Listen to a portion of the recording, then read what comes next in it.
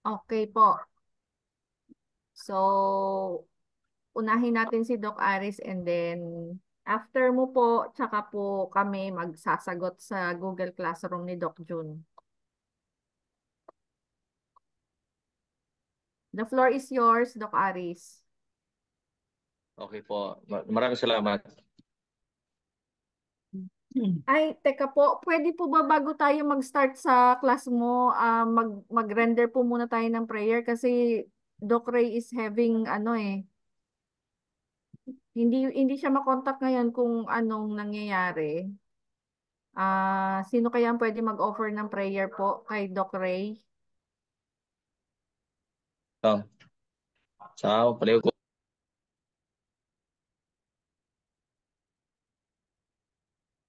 Ikaw na po, Doc Aris, ang mag-assign kung sino ang pwedeng mag-pray.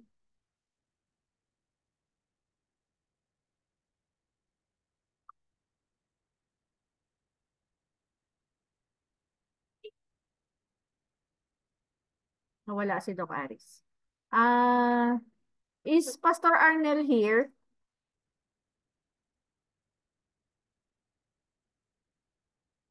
Andito ka po, Pastor Arnel? Narinig kita kanina. Andyan siya, ma'am. Kaso baka nasa radio siya eh. Ah, andyan si Doc Terry. Pastor Terry, can you?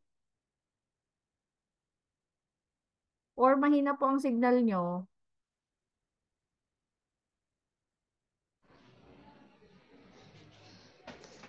Hello po, ma'am. Ano po, Pwede, ano pong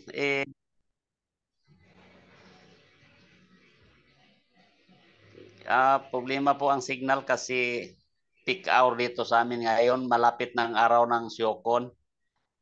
okay po. Sige po, silent prayer na lang po ang gagawin nyo. Ah, let's choose somebody else na may malakas na signal. Opo, thank you for considering my Yes po, situation. we understand po.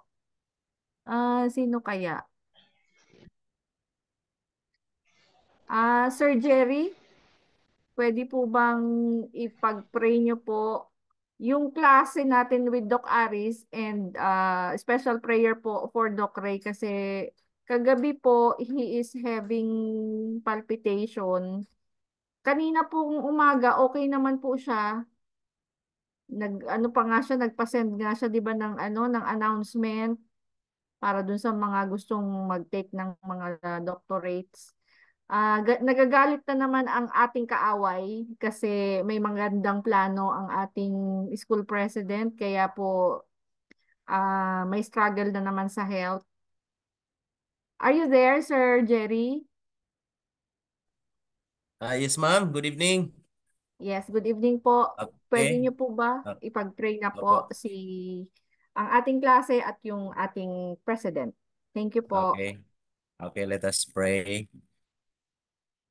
Our great God, our loving creator of the heavens and the earth, you who is the sovereign ruler of this vast universe, and yet so mindful to each one of us, in spite of being sinful and righteous in your presence, but through your grace and mercy, through the sacrifices of Jesus Christ, who shed his blood on the cross, we can come unto your throne of grace and bring to you our concerns and our burdens.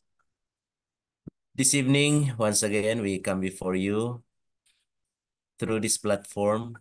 We are having our studies and we are listening to the lectures to be given by our professors. Especially after this, we will be hearing Dr. Aris. May you always anoint his lips as he speaks words that would open our hearts and minds, that would be of great benefit, not only for us, but to the people whom we serve. that we may able to minister to their needs, and may we magnify and glorify our God who is in heaven. People may see the good works, and they may come to the knowledge that they need the Savior. They need Jesus Christ, and eventually accept Him as Lord and Savior, and be also candidates for that heavenly home that you have prepared for the righteous ones. This moment, we humbly ask your love and your care to our President, Dr. Raja. He's not feeling well. May your loving hand touch his whole body, and may get well. He may be back to wholeness, that he may become of great service to you through his many good plans, godly plans, just to make this bold movement, that we may able to magnify and glorify your name and the furtherance of the work. We pray, dear Lord, that you will heal our president, minister to his needs, even to his loved ones. May the medicines that he take be the agency of your love, that he may get well soon. Thank you, Lord, for the assurance of hearing always our prayers. And if ever we fall short of your expectation, pardon us and forgive us. May your Holy Spirit will embrace each one of us as we face our laptops, our gadgets while listening to the lectures this evening. Thank you for granting our request. All these things we ask and pray in the loving name of Jesus, our Lord and Savior. Amen. Amen. Thank you po. Amen. All right. Amen. Doc Aris, take it away. Amen. Maraming salamat kapatid na Jerry, at welcome po mga kapatid sa ating subject po sa phytoscience. Specifically po sa ating pharmacognosy and phytochemistry. Sino po dito ang bago pa lang nakapasok dito sa ating subject? Ako po. Ako po, Doc. Po, Lahat po Romeo ba Celeste ay po. mga... Romeo Celeste po. Okay, engineer. Ito po. Okay. Melrose Alcocero din po. Okay. At si Nilbert and Ma'am Lavon.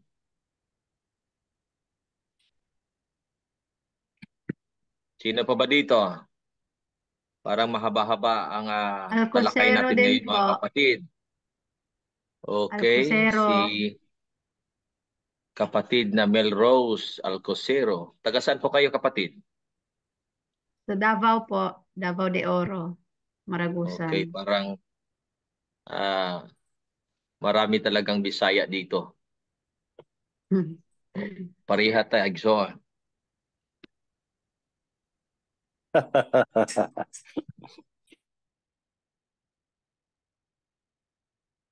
Klaro na po ba? May nakikita na po ba kayong sa screen ninyo dyan, mga kapatid? Kumusta po ang ating audio po? Baka po paputol-putol? Okay lang po, Okay lang malinaw, po ba? loud and clear. Okay lang po. Yes po, Okay. loud and clear. Okay.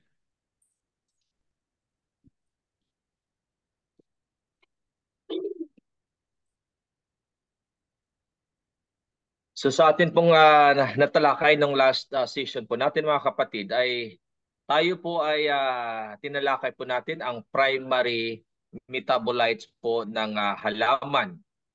At nauna po doon sa pagtalakay natin ang about sa carbohydrates or sugar.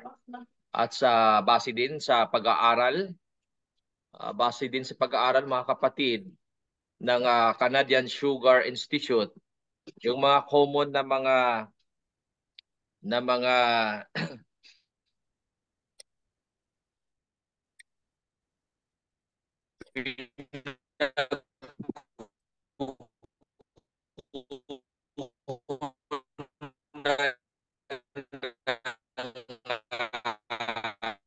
Putol na po.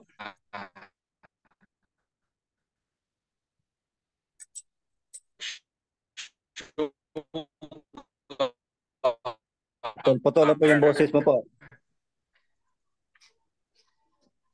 ay kanilang ginagawa ang gaano kadami as makikita nyo dito gold color or yung dark yellow na makikita nyo dyan mga kapatid ay yung yun po ang fructose.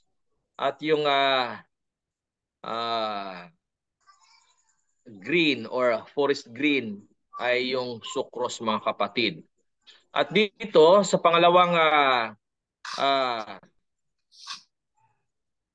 pinag-aralan din nila mga kapatid ang sweet peas na 412.3 yung sucrose content niya. Walang ibang combination. Ito lamang siyang sucrose mga kapatid. Ang sweet corn naman na mahilig tayo sa sweet corn, mabibili dito sa atin dahil tumutubo at itinatanim ito dito sa atin, dito sa Pilipinas. Common ito sa atin mga kapatid. May tatlong combination po siya ng sugar. Ang glucose content niya is 0.8 at yung fructose is 0.6 at yung sucrose ay 3.4. So mataas po siya sa sucrose content mga kapatid. At yung carrots naman, glucose 1%, fructose 1%, mataas din siya sa sucrose 3.6. At sa peaches naman or sa peach mga kapatid, glucose 1.1, fructose pinakamataas talaga din siya sa sucrose 5.6. At ang orange naman po mga kapatid na mabibili natin sa merkado ay mataas po siya sa sucrose pa rin, 4.2. Ang glucose ay mababa siya kasi 2.2 lang and sa fructose is 2.5. Parang may nagsi-CR dyan. Okay, at ang sucrose naman ay 3.6, mataas ang watermelon sa sucrose content. At ang fructose content niya is 3.3 hanggang sa pears mga kapatid, no? Ang pears ay mataas siya sa fructose 6.4 pero pag inilagay na siya sa ginawa na siyang produkto mga kapatid, inilagay na siya sa can ay tumaas yung glucose niya, glucose content 4.8 dahil na rin sa mga idinadagdag na mga sugar para sa kanyang natural preservative. At ang apple naman, mataas po siya sa fructose, 7.6% content niya at yung glucose naman ay mababa, 2.3 at yung sucrose ay 3.3. How about sa mango? Marami tayo dito sa Pilipinas, no? Pinakamataas po siya sa sucrose, 9.9. At ang pinakababa niya ay glucose, 0.7. At ang fructose naman ay 2.9. Ang bananas or banana, no? Mataas po siya sa sucrose mga kapatid, 6.5. At ang fructose is 2.7. Mataas-taas din siya sa glucose, 4.2. At ang sugar beets naman, no? Pinakamataas po siya, nag-iisang lang po, no? Sucrose. Wala na siyang ibang kasama na sugar dito mga kapatid. 18% po siya. At ang sugarcane, kung saan nagmumula yung table sugar natin dito sa Pilipinas, ay glucose niya ay 2.27, fructose is 0.55, at mataas po siya sa sucrose, 10.03.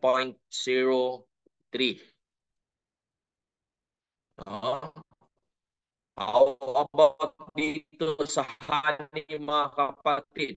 Kasi gumagamit po tayo, no? May mga iba't ibang sugar po, lalo na dito sa sugar, kadalasan ginagamit po, yung anong tawag dito? Yung beets po mga kapatid. So 100% po siya sucrose. At ang high fructose corn syrup, may combination po siya ng glucose na 42.4 at ang fructose naman is 55%. Yung agave or glucose niya is 3.5, fructose is 82%, ang sucrose is 14.5 at yung glucose niya is 3.5. So pinakamataas po siya sa fructose, mga kapatid. At ang honey naman, pinakamataas po siya sa fructose, 50%. Siguro depende ito sa lugar ng pinagkukunan ng honey. Minsan kasi ay may farm na kung saan ay nilagyan nila ng sugar para kasi minsan ay hindi namumulaklak ang paligid ng mga puno at yung mga bulaklak, mga kapatid, ay pinapakain po nila ng sugar. Pero kung depende kasi yan din sa geographical location po ng isang kung saan kinuha yung wild honey. So depende po yan kung anong klase. Kung wild po ba siya, kinuha siya doon sa mga kagubatan. So dito, base sa Canadian Sugar Institute, ang honey na kinuha nilang sample ay mataas po siya sa fructose, 50%, at ang glucose naman is 46.5. Ang sucrose is 1.1. At ang maple syrup, pinakamataas po siya sa sucrose is 98.4. Fructose is 0.5 and glucose is 1.1. At itong namang maltodextrin is 100% glucose. At ang molasses, ang glucose niya is 24, mataas po siya, sucrose is 53% and fructose is 23. Ngayon, dahil nga sa lumago po ang ating ngayon, kadalasan sa mga tao, lalo na sa mga produkto ngayon ay kadalasan ay gumagamit po ng sugar. Pero doon naman sa kung gusto nyo talaga, mga kapatid, na gagamit kayo ng sugar or sweetener, mga kapatid, ay kung meron kayong nitong stevia, pwede niyo itong gamitin kasi maganda po talaga itong natural and organic talaga itong At nakakatulong din siya kung kayo ay may diabetes, mga kapatid. Stevia contains compounds called steviol glycosides that are about 150 to 300 times sweeter than sugar. So yun po ang kanyang tamis, mga kapatid, no? Talagang matamis talaga siya, isang dahon lang, no? Pipigiain mo lang or ikuskus mo lang yung hanggang lalabas yung kanyang katas at iisok mo doon sa tubig o di kaya kung ano man meron kang decaffeinated coffee, no? Ilagay mo doon, isok mo doon. So kahit isang isang dahon lang ang talagang matamis na po talaga, mga kapatid. Pero ngayon dahil nga may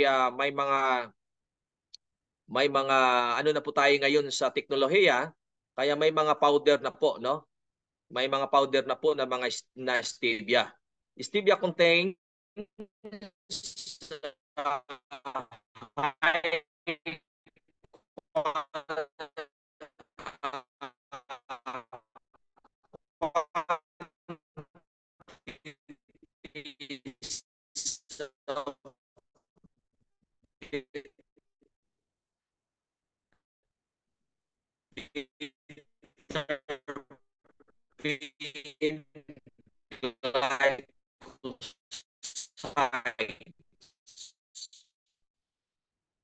which cannot be broken down or absorbed by the digestive tract.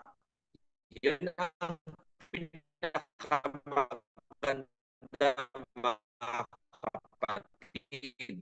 No, hindi siya kakatamis din. Kayo iniinom kinaka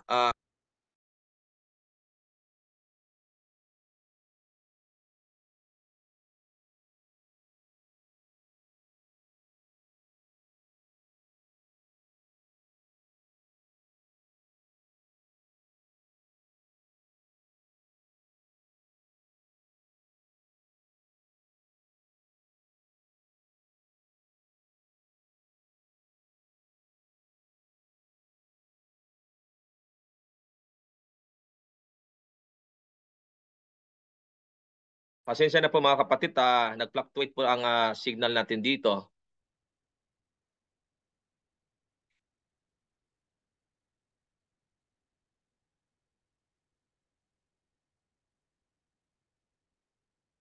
Nakita na po ba ang screen natin dyan mga kapatid? Yes po. Yes, Doc.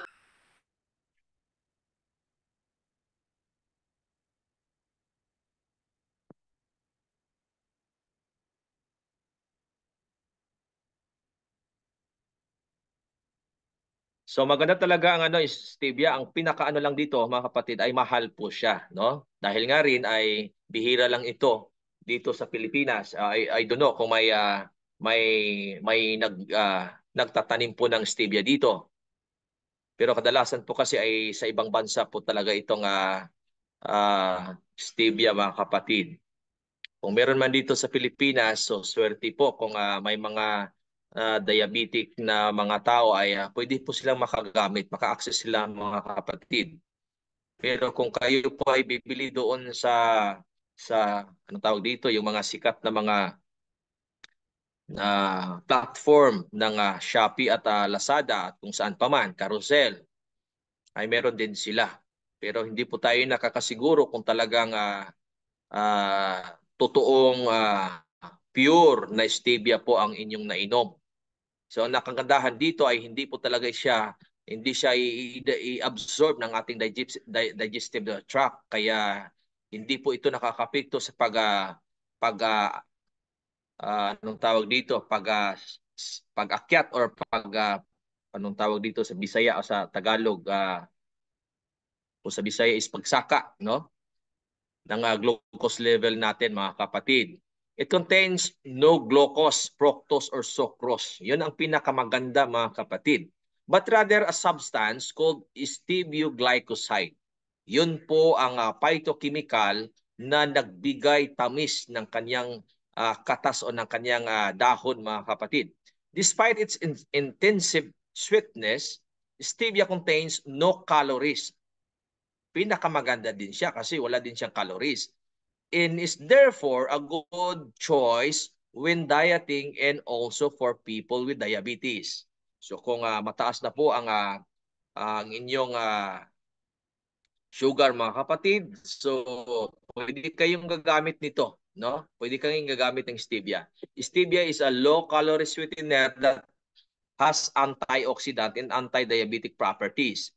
It's been approved by the U.S. Food and Drug Administration or FDA.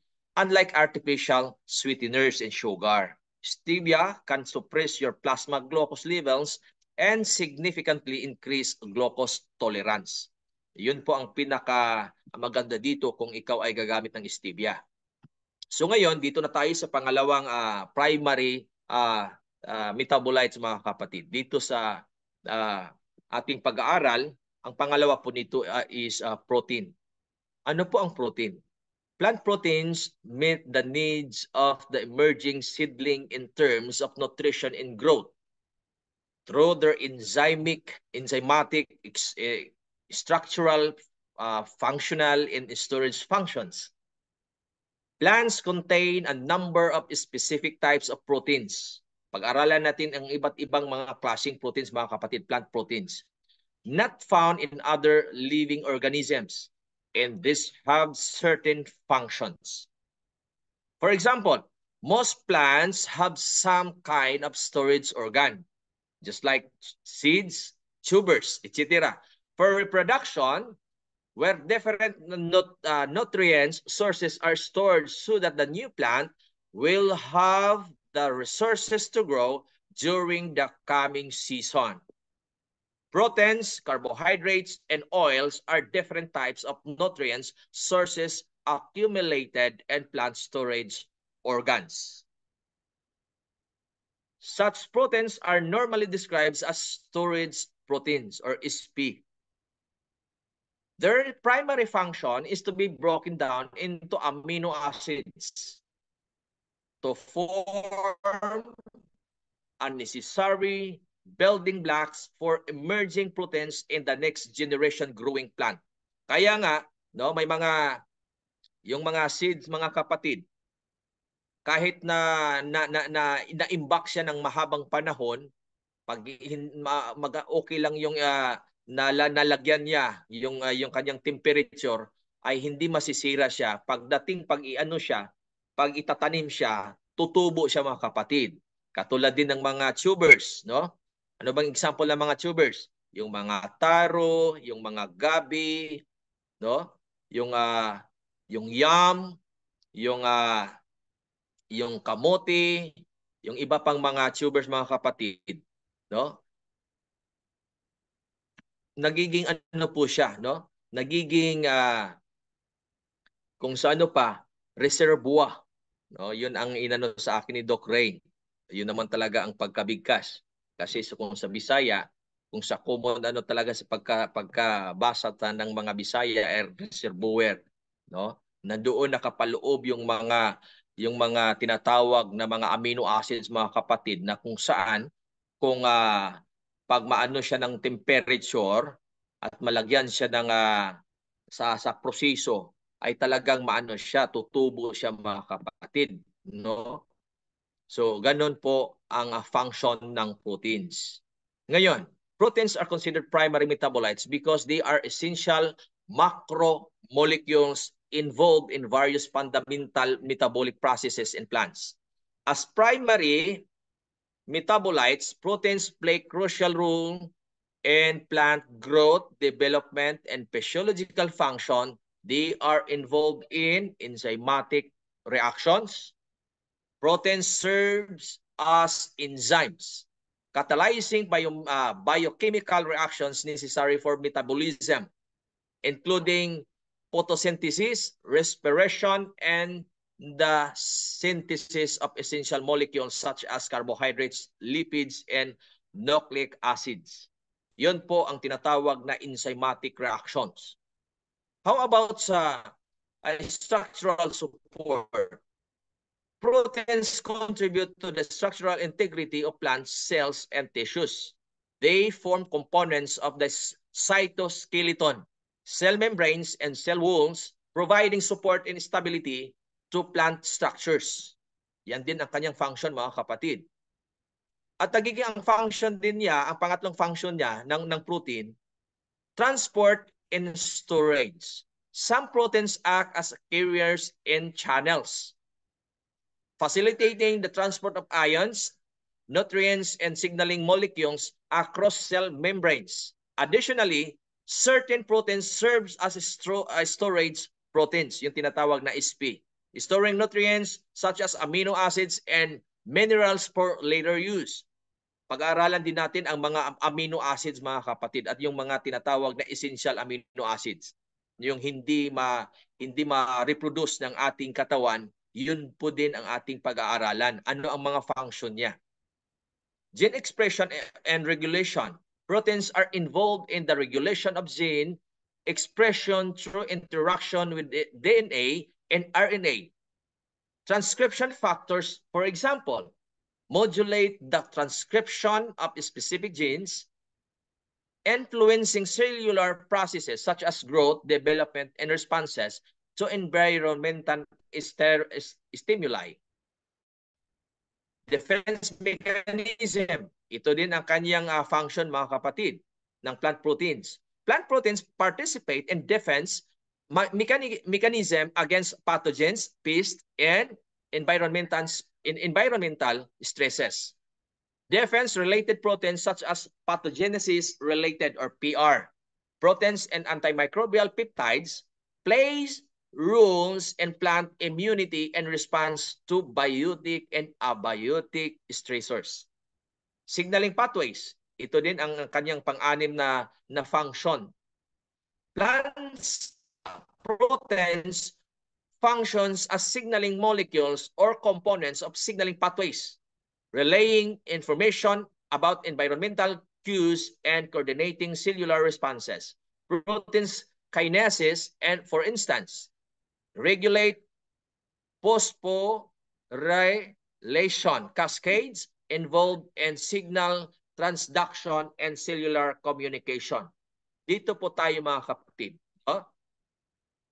Ano-ano itong mga ibang klase ng proteins or plant proteins. Plant proteins are diverse and can be found in various parts of the plant, including seeds, leaves, stems, and roots. These are just a few examples of plant proteins. There are many more varieties found in different plant sources. Each type of plant protein has its unique amino acid profile in nutritional properties. Ito yung mga kapatid. Legume proteins. Ano itong legume proteins? Legume proteins play several important roles in plants and in human nutrition and health. They are rich sources of essential amino acids, making them valuable components of a balanced diet. Ano ang function niya? Nitrogen fixation. Isa itong function niya, mga kapatid. Legumes have a unique ability to form symbiotic relationships with nitrogen fixing bacteria called Rhizobia. This enables them to convert atmospheric nitrogen and form ammonia that plants can use for growth. Ng synthetic ammonia, mga kapatid, no? Nag-ano po siya, nagre-regulate po siya, nagpo-produce po siya, gumagawa po siya ng kanyang sarili, no? Yun po ang tinatawag na nitrogen fixation. No? Kahit hindi mo siya lagyan, pero magagawa siya ng kanyang sarili. Seed development, isa din kanyang isang function din ito, mga kapatid, na para po magde-develop po yung kanyang buto, mga kapatid. Legume proteins play a crucial role in seed development and germination, providing essential nutrients and energy for the growing plant embryo. Ang pangatlong function ng legume proteins, mga kapatid, defense mechanism. Some legumes proteins such as lectins and protease inhibitors act as defense molecules against herbivores and pathogens, helping to protect the plant from damage in disease. Hindi siya agad-agad malanta, hindi siya agad masira, at minsan lalayuan siya ng mga hayop na kakain sa kanya dahil may ano po siya, may kung hindi man siya nakakalason, no? Kung hindi man siya nakakalason, mapait at hindi kaaya-aya ang kanyang lasa, mga kapatid.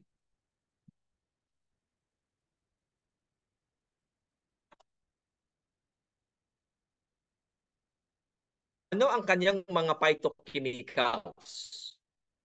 Ano ba yung phytochemicals? Yung mga bioactive compounds, yung mga micronutrients, yung mga tinatawag na plant chemicals or phytochemicals, mga kapatid. Isa dito yung isoflavone. Isoflavones found predominantly in soybeans. So, kung gusto kayo na mag-ano ng anong tawag dito, ng isoflavones, mga kapatid, no? Inom lang kayo, no? Gamit lang kayo ng soybean products. Isoflavones are phytoestrogens that have antioxidant and estrogenic properties. They have been studied for their potential benefits in hormone-related conditions and chronic diseases. Kung may mga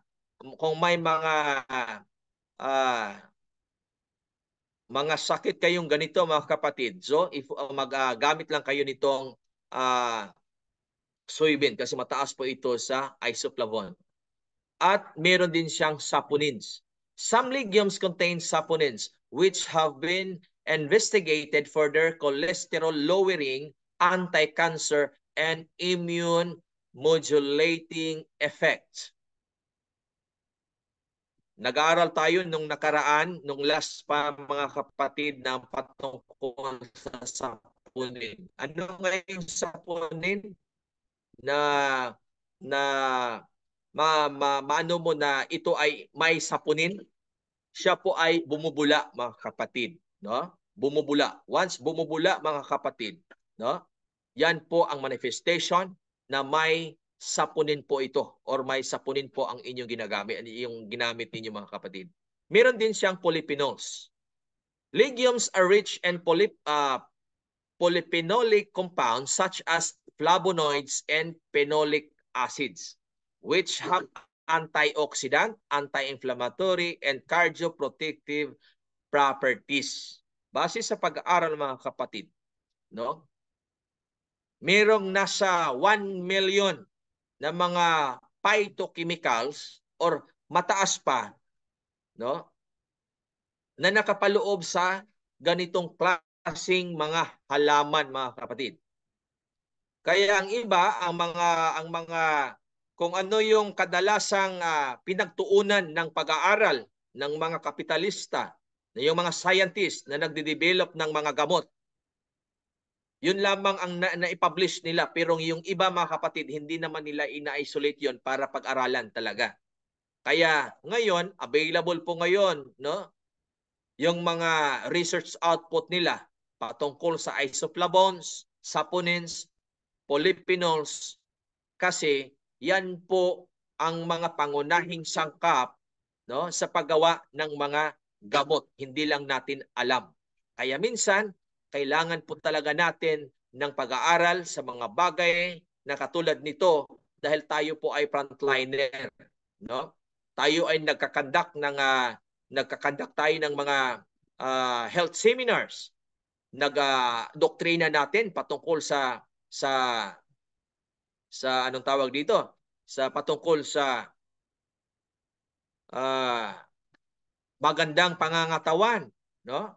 At saka sa tinatawag na mailayo tayo sa mga sakit para tayo ay sa panahon na tayo ay walang makaano sa ating pagsamba sa Panginoon.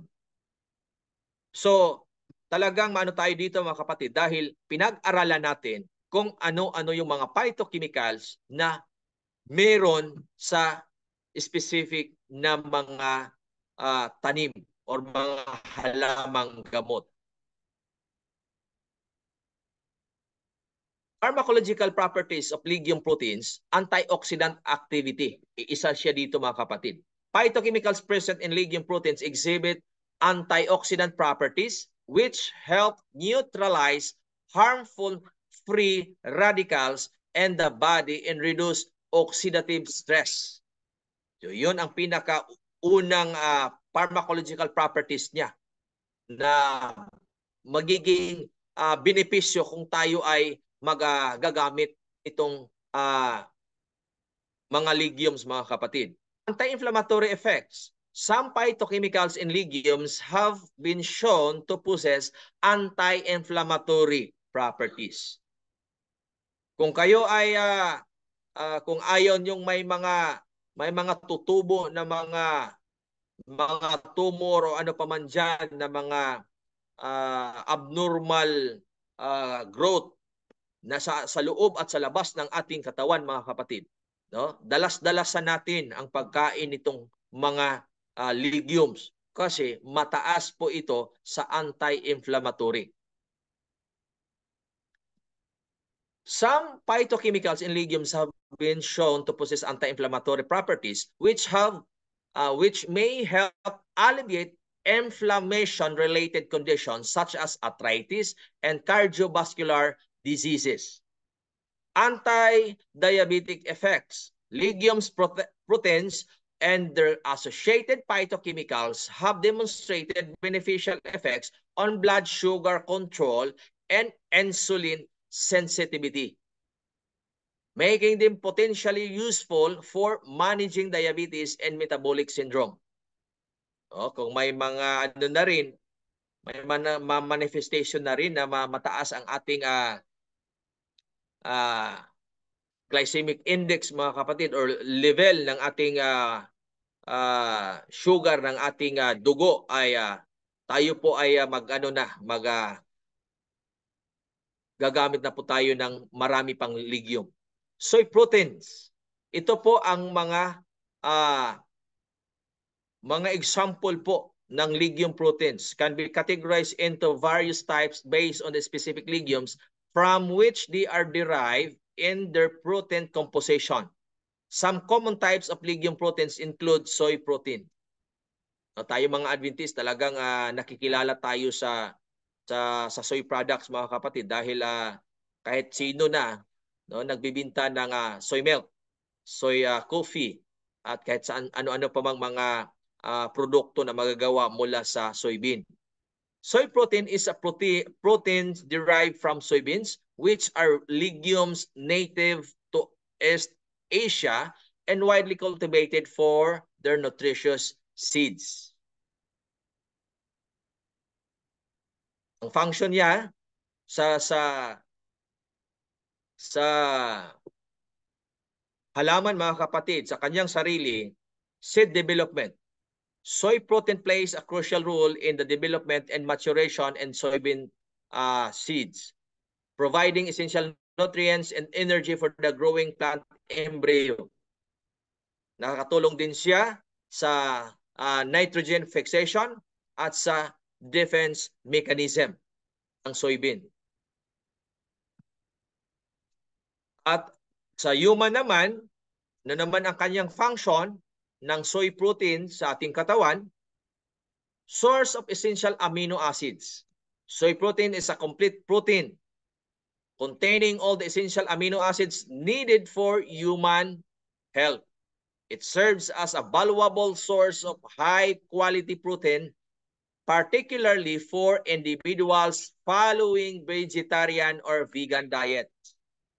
Pero dahil na nga rin sa mga offshoot na bigyan ng negative connotation ang vegetarianism, ang pagiging vegetarian, ay ngayon may magandang sabi ni Doc John, ay plant-based diet.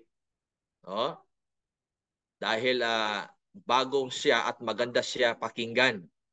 Kasi kung vegetarian, nag-practice tayo sa loob ng vegetarian, ng iglesia, pero may nag-practice din ng extreme vegetarianism na nagbigay siya ng hindi magandang impluwensya at hindi magandang anong tawag dito sa ibang tao, kaya nagiging tayo para sa ibang tao at tayo ay mga weird.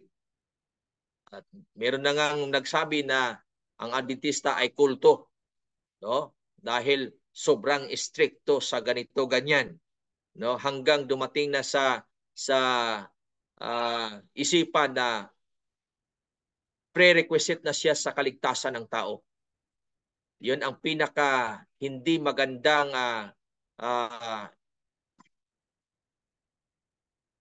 hindi maganda na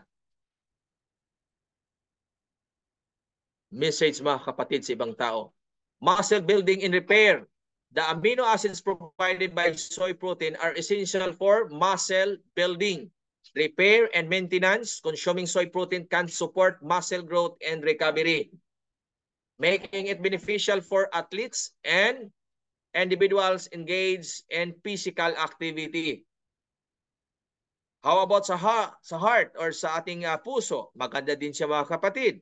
Soy protein has been associated with various cardiovascular benefits, including reduce LDL cholesterol levels, improve blood pressure.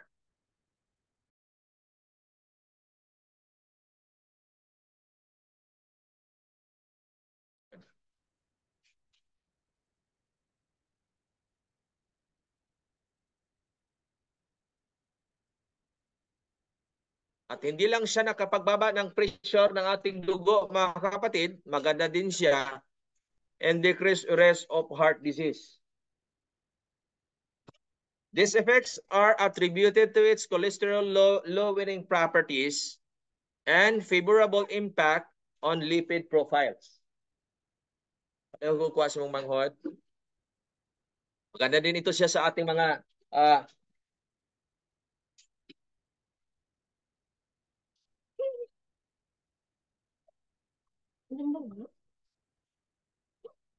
Kaya kuwasa.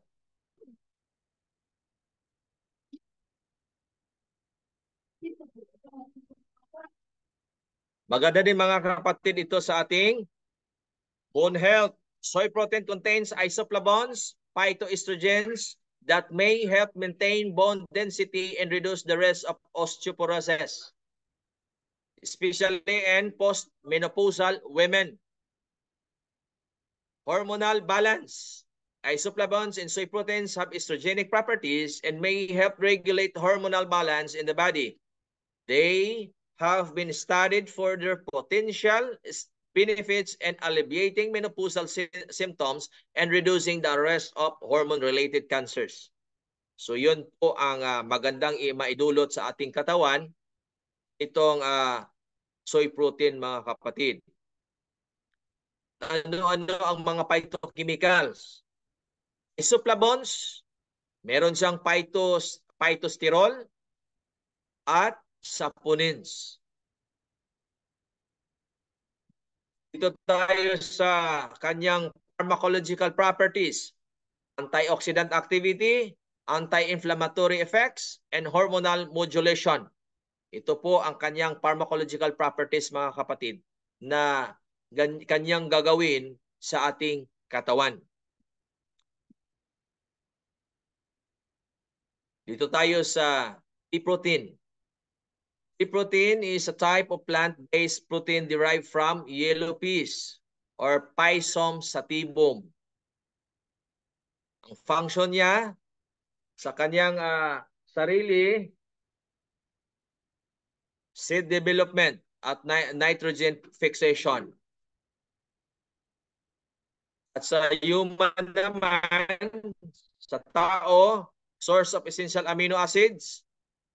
Kung gusto mo ng yung mga essential amino acids mga kapatid na hindi ma-produce ng ating katawan, na kinakailangan ng ating katawan, so kain po tayo ng ganitong klaseng mga pagkain.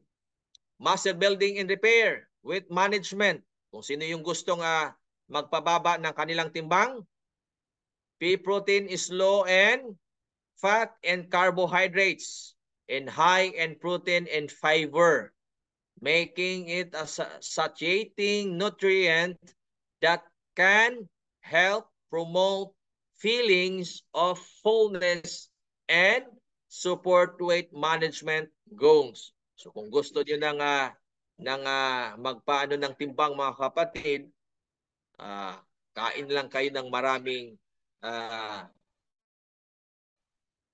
peas. At maganda din siya sa ating puso. Has been associated with improvements in cardiovascular health, including reduced cholesterol, which contribute to a lower risk of heart disease and stroke. Ang kanyang mga phytochemicals, meron siyang polyphenols. Pea proteins contains polyphenolic compounds such as flavonoids and phenolic acids. At hindi pag-aaralan mga kapatid kung ano ang mga secondary metabolites nito. Kasi itong polyphenols ay secondary metabolites ito mga kapatid. At mayroon pa siyang mga sub-compound na marami na minsan ay ang iba ay hindi na binigyang pansin ng mga dahil sa kadami-dami mga kapatid. Such as flavonoids and phenolic acids, which have an antioxidant and anti-inflammatory properties. These phytochemicals may help protect cells from oxidative damage and reduce inflammation in the body. Meron din siyang saponins, natural compounds with potential health benefits, including cholesterol-lowering effects and immune modulation. Yan din ang kanyang mga pharmacological properties mga kapatid. Itong antioxidant, anti-inflammatory, hypocholesterolemic effects. Ito po ang kanyang mga benepisyo kung tayo ay kakain ito. How about sa lentil protein? Lentil protein is derived from lentils or lens culinaris, which are small lens-shaped legumes known for their nutritional value. Ang kanyang function sa kanyang sarili ay nakakatulong siya sa development ng kanyang seed at sa kanyang nitrogen fixation. Ang function niya sa ating katawan, sa tao, source of essential amino acids, magkapare-pareho sila mga kapatid. Kasi under po ito sila sa legume proteins. Kaya magkapare-pareho sila ng mga epekto sa ating katawan. Weight management and heart health. Ang kanyang magkaiba lang sila minsan sa kanilang mga phytochemicals. Depende sa klase po ng legume. Lentils contain various polyphenolic compounds including flavonoids and phenolic acids which possess antioxidants and inflammatory properties. These phytochemicals help protect cells from oxidative damage, reduce inflammation, and support overall health well-being. Meron din siyang saponin mga kapatid. Ganda din siya. Ang kanyang pharmacological properties, magkapare-pareho lang at sa chickpea protein. Aling ito siya sa Caesar arietinum or chickpeas, also known as garbanzo beans, which are legumes widely consumed for their nutritional value. So magkapare-pareho lang sila ng kanilang mga function sa ating katawan, mga makukuha nating benepisyo at ang kanilang mga phytochemicals saka sa kanilang pharmacological properties. Hanggang dito sa protein. Dahil under po sila sa legume proteins mga kapatid. Dito tayo sa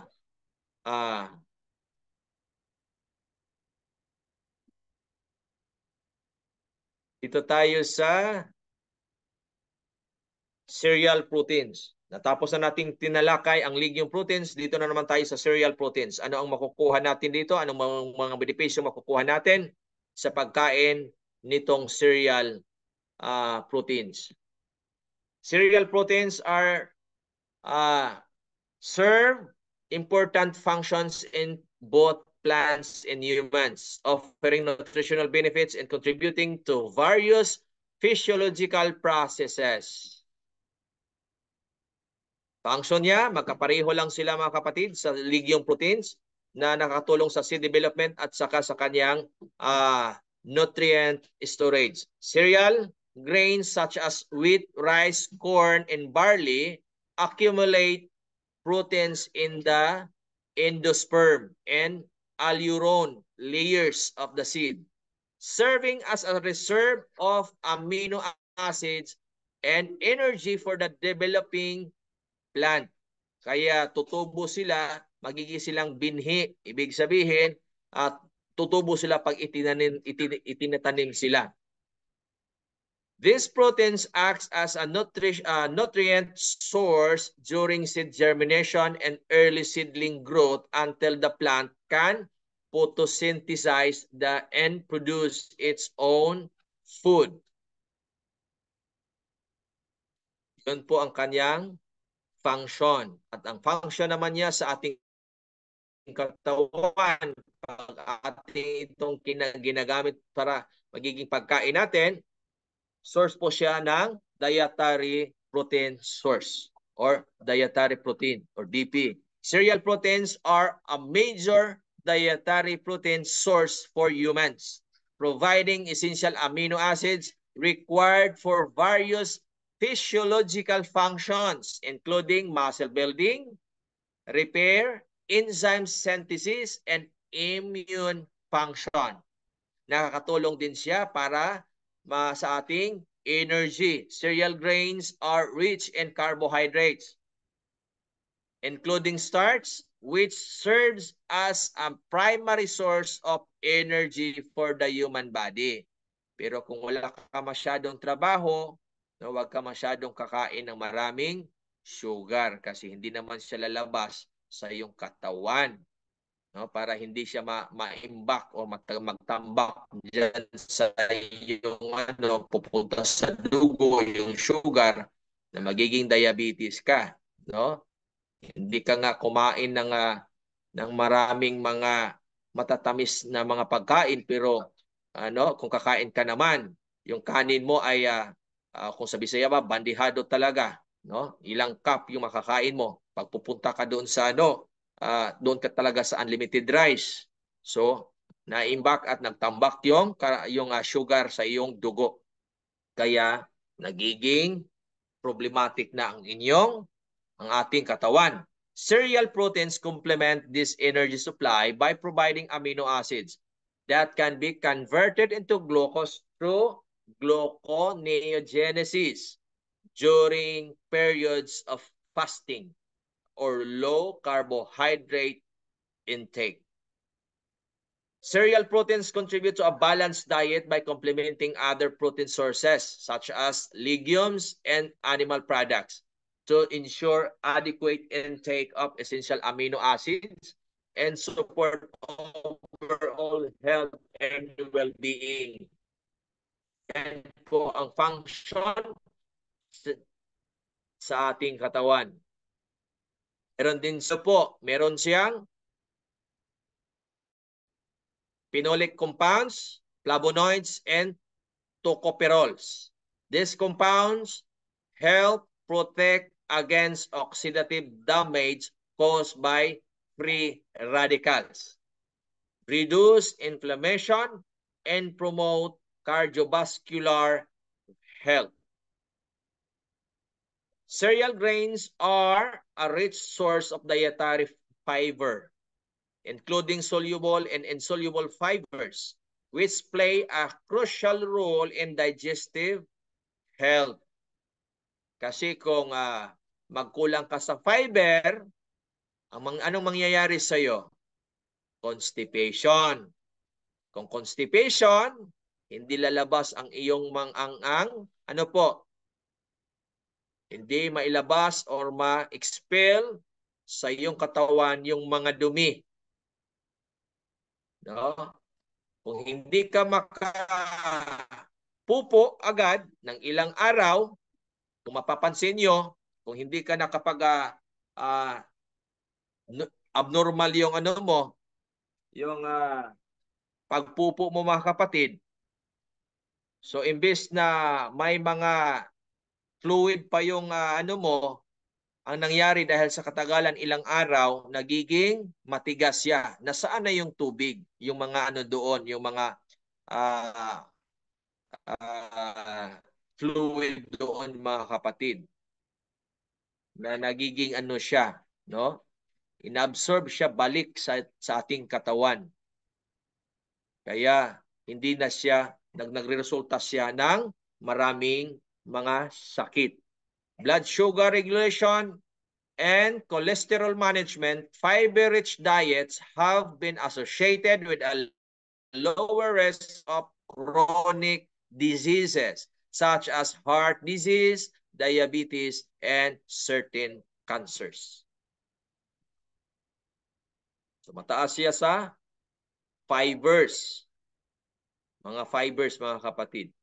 At ang kanyang pharmacological properties, anti-inflammatory, cardiovascular, and blood sugar regulation. The soluble fiber content of cereal grains helps slow down the absorption of glucose in the bloodstream, which can help stabilize blood sugar levels and reduce the risk of type 2 diabetes and insulin resistance.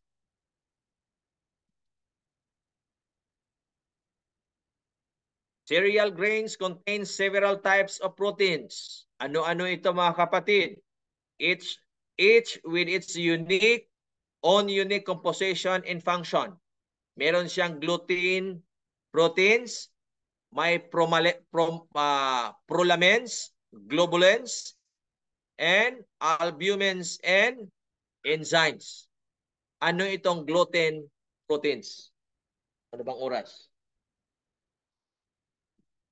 921. Gluten proteins found in wheat, barley, and rye. Gluten proteins are responsible for the elastic texture of dough and play a crucial role in baking. Kaya yung mga flour, wheat flour, no? Ano po, sa panahon na gagawa ka ng dough, mga kapatid, ay talagang nagbigay siya ng elasticity doon sa ano mo. Yun po ang presence ng gluten proteins. Gluten consists of two main protein fractions, yung tinatawag na gliadin and glutenin. These proteins give wheat flour its viscoelastic properties, allowing it to trap gas produced by yeast during fermentation and create a light and airy texture, and baked goods like mga kapatid ay tutubo ng tutubo yan. Kasi dahil po yan sa phytochemicals na secondary metabolites na tinatawag na gliadin and glutenin. Kaya yun ang nagiging resulta, mga kapatid. How about prolamins? Are storage proteins found in the seeds of cereal grains, particularly in wheat, gliadin, barley, hordin, rye, sicalin, and oats avenin. These proteins serves as a reserve of amino acids and energy for the developing plant embryo and provide essential nutrients for seed germination and early seedling growth. Yan po ang kaniyang function. How about globulin or globulins? Are another group of storage proteins found in cereal, grains, including wheat, barley, corn, and rice. These proteins are soluble in water and play a role in nutrient storage and the value of cereal by providing essential amino acids and other nutrients needed for plant growth and human nutrition. Nagiging maganda siya. Kung walang globulin, mga kapatid, or globulins, ay hindi siya, yung kanyang binhi ay hindi siya tutubo or hindi siya mabubuhay. How about albumins? Albumins are water-soluble proteins found in cereal grains, primarily in the endosperm and germ layer of the seed. These proteins have various functions, including nutrient storage, enzymatic activity, and defense mechanism against pathogens. They contribute to the overall protein content and nutritional quality of cereal grains. Cereal grains also maintain enzyme involved in various metabolic processes, including seed germination, starch hydrolysis, and protein synthesis. These enzymes play important roles in seed development, nutrient metabolization, mobilization, and the production of malt for brewing and fermentation processes. So malaking ano po talaga ang enzyme. Dito na tayo sa nut proteins. At tatapusin natin ito at susunod naman tayo dito sa ibang mga plant proteins na katulad ng leafy green proteins, tuber proteins, and oilseed proteins. Pag-aralan din natin yan sa sunod na session. Nut proteins play essential roles in both plants and humans, contributing to growth, development, and overall health. Sa kanyang sarili, nut proteins serve as a storage reserves for the plant embryo, providing essential amino acids and energy during germination and early growth stages. They also play a role in seed development, providing structural support and protection to the developing embryo. In some cases, nut proteins may act as defense mechanisms, deterring herbivores and pathogens through their chemical composition. Ano naman ang makukuha niya, function niya dito sa ating katawan? Kung ating kakainin, kung may kakainin tayong mga nuts.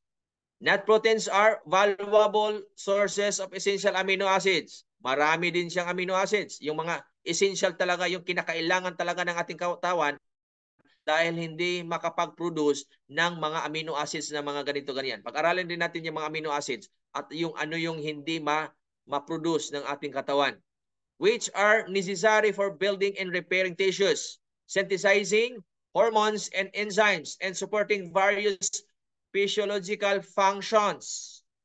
They contribute to muscle development and maintenance, making them important components of balanced diets, particularly for individuals engaged in physical activity or strength training. Nagagamit talaga ito, no? Nakakatulong talaga ito, itong mga nuts. Kaya ngayon, kung anuhin nyo, mayroon na ngayong mga dried nuts, no? Na mabibili sa iba't ibang mga platform.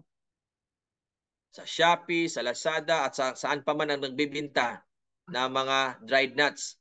Maganda yun mga kapatid, pero hindi lang natin alam kung paano nila yun pinaprocess. Pero ang nakaganda doon ay nasa 80 or 70% ay intact pa rin yung ibang mga phytochemicals. Pero yung ibang mga sensitive phytochemicals ay na-neutralize dahil po sa pag-process na para magiging dried yung nuts or nut. Meron na ngang ano ngayon na iba't ibang klaseng parang mix. Nakamix na sila lahat. Tapos maganda yun, kakainin mo lang. Sasama mo doon sa iyong diet. Nut proteins, along with other nutrients found in nuts, may have protective effects against chronic diseases such as cardiovascular disease, diabetes, and certain types of cancers.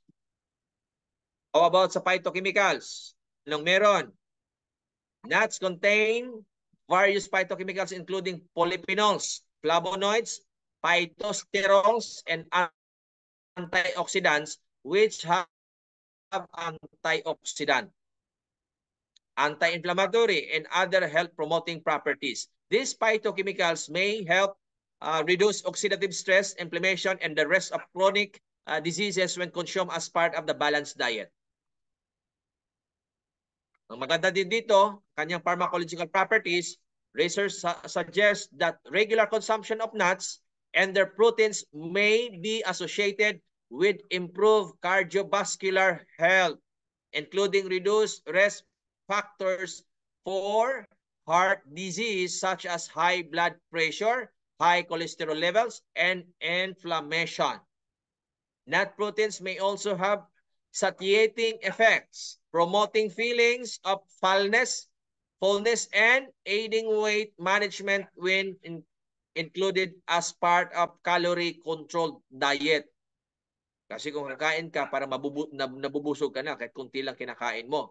Some studies have investigated the potential anti-cancer properties of nut proteins and their phytochemical constituents. Although more research is needed to fully understand their mechanism of action and therapeutic potential. Dito tayo. Dito tayo sa almond protein. There are several types of nut proteins, each with its unique health benefits for humans. There are some common types of nut proteins along with their health benefits and potent phytochemicals. Itong almond, available po ito sa lahat ng makabili ka na ng dried almond. Health benefits mga kapatid, maganda dito, rich in vitamin E, which acts as an antioxidant and supports skin health. Good source of healthy fats, including monounsaturated fats, which are heart healthy. Maganda siya sa ating puso mga kapatid. provides essential minerals such as magnesium and calcium which support bone health. How about sa phytochemicals? Anong meron siya? Flavonoids including catechin and epicatechin which have antioxidant properties. Polyphenols, meron din siya, such as chlorogenic acid which have anti-inflammatory effects. Yun po ang maganda at mga benepisyo na makukuha natin sa almond protein or sa almond nuts. How about sa peanut? Common ito dito sa Pilipinas, no? High in protein, making it a valuable plant-based protein source for vegetarians and vegans. Contains resveratrol, no? Hindi lang grapes or yung mga prutas na mayroong resveratrol, meron din ang peanuts, mga kapatid. A potent antioxidant associated with various health benefits including heart health and longevity. No, kaya nga sumikat po ang mga product po na mula sa grapes, katulad ng wine at sa iba pang mga product na mula sa grapes dahil po sa resveratrol, no? Pero meron din pala ang peanut na available lang dito sa Pilipinas, na mabibili mo lang kung saan sa merkado, no? Dahil dito sa Pilipinas ay nagtatanim po talaga, no, ang mga tao nito. So kung gusto mo ng resveratrol, kain ka lang ng peanut. Good source of biotin which supports healthy hair, skin, and nails. So maganda po yan dahil meron siyang phytochemicals na tinatawag na biotin. Resveratrol known for its antioxidant and anti-inflammatory properties. Polyphenols including flavonoids and phenolic acids which contribute to the nut's antioxidant capacity. Yan po ang makukuha natin, no? Ang maganda talaga yung peanut dahil marami tayong makukuhang benepisyo nito. How about sa itong pinag-aralan bago lang lumabas, mga kapatid? Now, recently, it has also revealed that peanuts are excellent source of compounds like resveratrol. Phenolic acids, flavonoids, and phytosterols that block the absorption of cholesterol from diet. It is also a good source of coenzyme Q10 and contains all the 20 amino acids with highest amount of arginine. No? Yun po mga kapatid.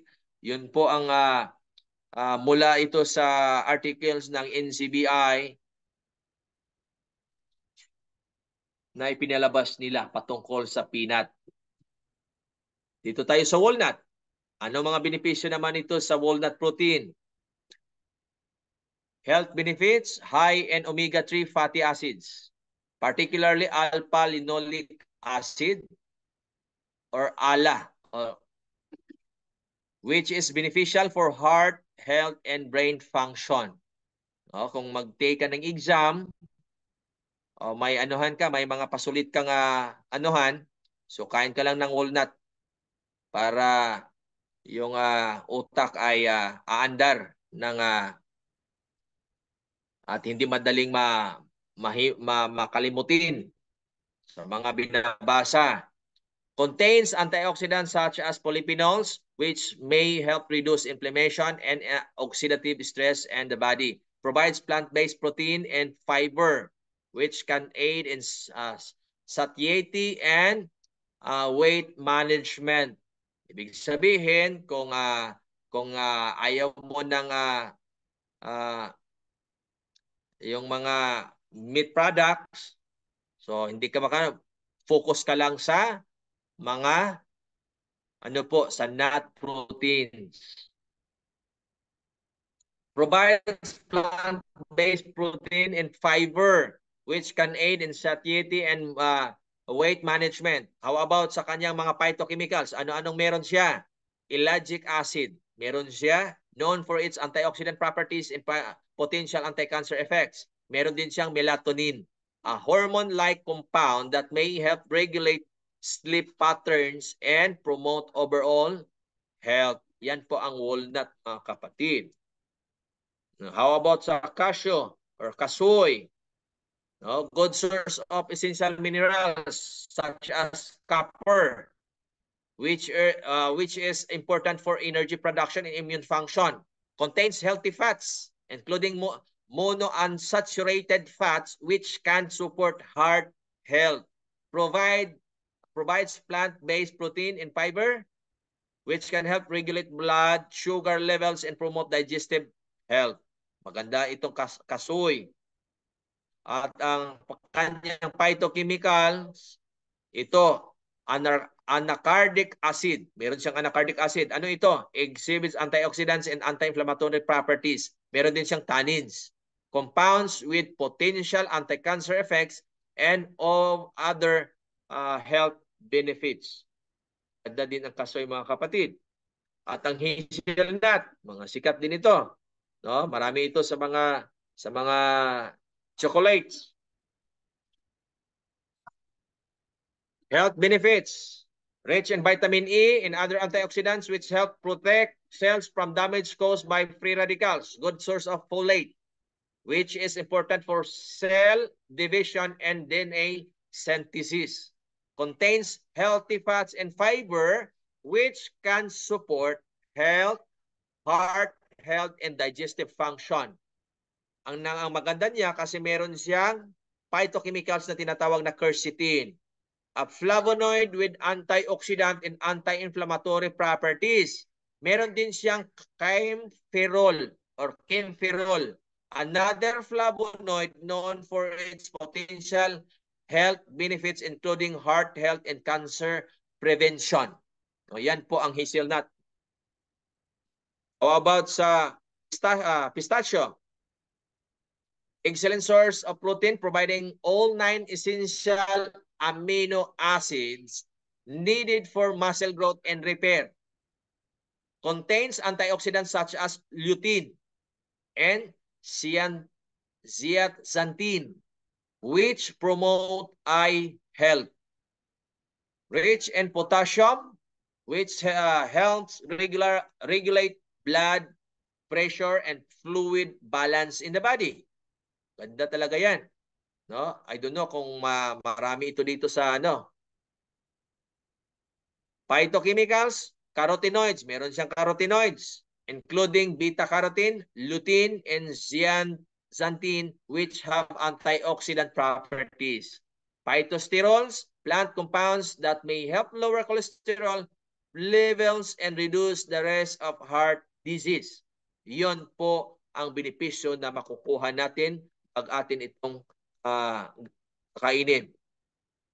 How about macadamia?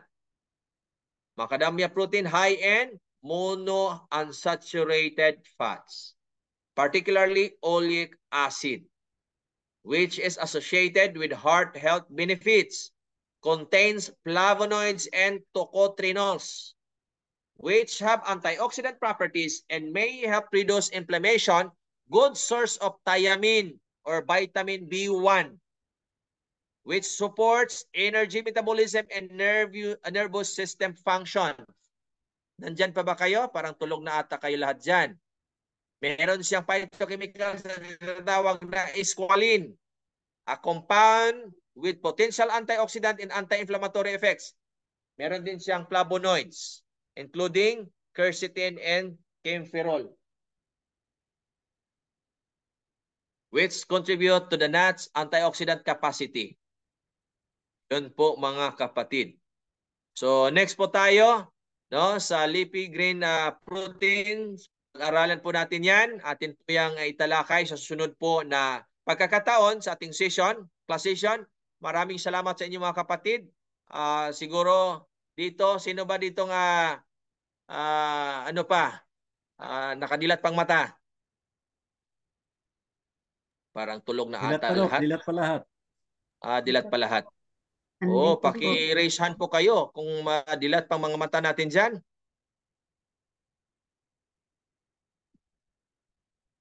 Okay.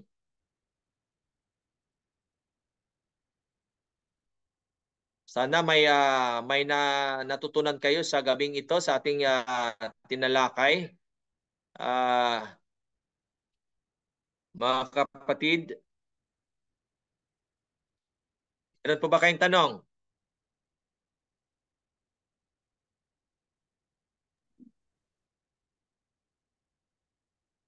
Two, four, six, 7. 7 lang ang dilat.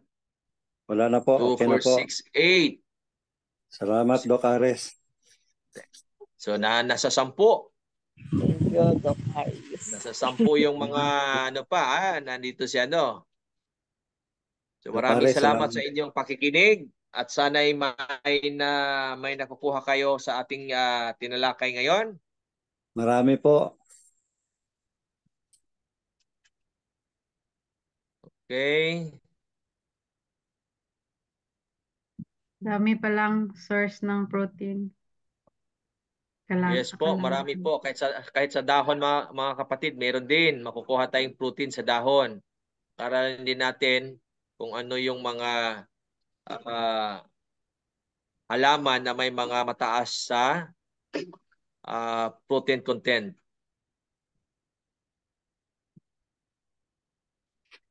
Ano po mangyari kung sobra kayo ng protein? Saan malaman kung sobrang protein kinakain mo po?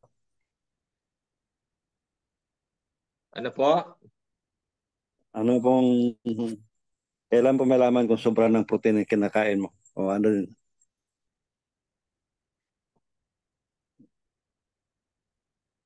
Paano na po malaman? yung sobra na po yung protein na kinain mo.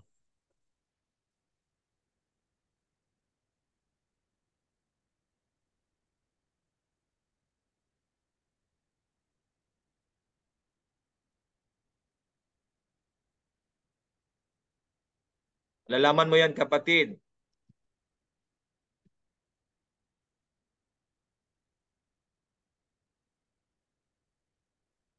Paano po, Doc? Hello, klaro po ba? Yes po. Loud and clear.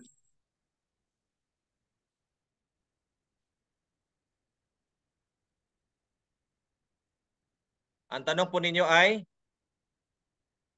Paano po malaman kung sobra na yung nakain? Kung sobra na yung protein na nakain mo? Meron po tayong ano diyan, may tinatawag na magka-problema po kayo mga kapatid kung sobra-sobra po talaga tayo sa pagkain ng protina. Una dito yung tinatawag na digestive issues. No? Kung sobra kang kakain, lalo na sa mga yung from animal sources, talagang mga ano diyan, leading to symptoms such as bloating, may gas, diarrhea, and constipation. Kaya nga minsan, pag sobra ka sa pagkain ng mga, anong tawag dito, ng karne, ay nagkakaano ka, constipation. Meron din, may mga ano din, manifestation na ano ka sa sobrang kain mo ng lalo na sa karne, dehydration din. High protein diets may increase body's water needs as the kidneys work harder to eliminate waste products from protein metabolism. This can lead to dehydration and inadequate fluid intake is not maintained. At yung kidney natin mga kapatid, maano din. Excessive protein intake can put strain to the kidneys as they are responsible for filtering waste products from protein metabolism. Over time, this can potentially lead to kidney damage or exacerbate existing kidney problems, bone health issues. Some research suggests that very high protein diets may increase calcium excretion in the urine, potentially affecting bone health and increasing the risk of osteoporosis or kidney stones. Nutrient imbalances, focusing excessive on protein intake may lead to neglecting other essential nutrients such as carbohydrates, fats, vitamins, and minerals. This imbalance can impact overall health and may lead to deficiencies over time. At ang pinakaano dito ay tataba ka talaga or mag-ano yung ano mo. Consuming excess calories from protein, especially if accompanied by high fat and high calorie foods, can contribute to weight gain and may hinder weight loss efforts. Kaya kung kakain ka ng karne, yung mga taong kakain ng karne, talagang kakain din sila ng maraming kanin. Kasi parang nag-ano din ang utak. Kailangan din niya ng kanin. Pag mayroong karne, kanin din. Kaya sa mga pista ng sa Katolik ay marami talagang isinaing na kanin, no? Na pantapat doon sa kanilang karning niluluto. At increase risk of chronic diseases. Some studies suggest that prolonged consumption of high protein diets, particularly those high in animal protein, may be associated with the increased risk of certain chronic disease such as heart disease, cancer, and diabetes. Pero sa pag-aaral natin doon ay yung fat intake mo, kapatid, lalo na sa pagkain ng mga nuts ay kung makapag-review po kayo doon, meron po mga kapatid, no? Yung dalawang ganito para sa lalaki at sa babae naman ganito kalaki. Oh. Yung nuts na kakainin niya. So meron nandoon po yan sa pag-aaral doon sa nutritional science. Yung papaano mo at ilang gramo ang kakainin mo na mga nuts para hindi magiging sobra-sobra. Kay Doc. Okay po, salamat po. Salamat, Kay Doc. Doc. Kay Doc John po yan na subject. Ay dito ay ini-introduce po natin kung ano ang mga information po ng mga phytochemicals at yung mga function niya sa ating katawan. Okay po. Salamat, Doc Ares. Welcome po, welcome po.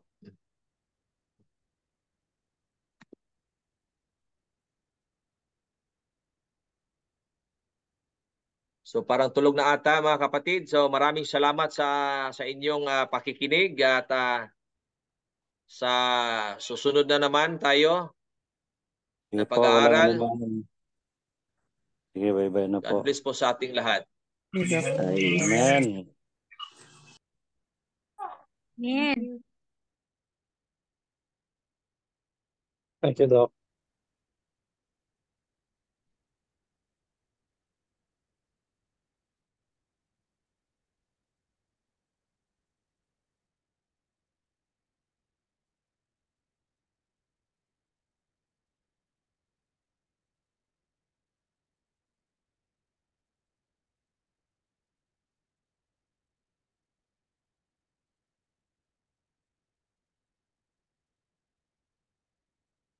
Sino po ang supervisor ngayon? Para po na maina po itong ano natin.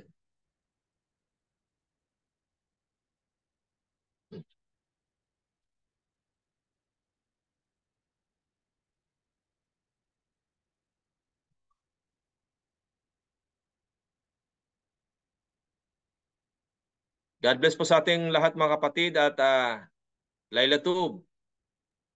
God bless, Doc. God bless. Laila Tube.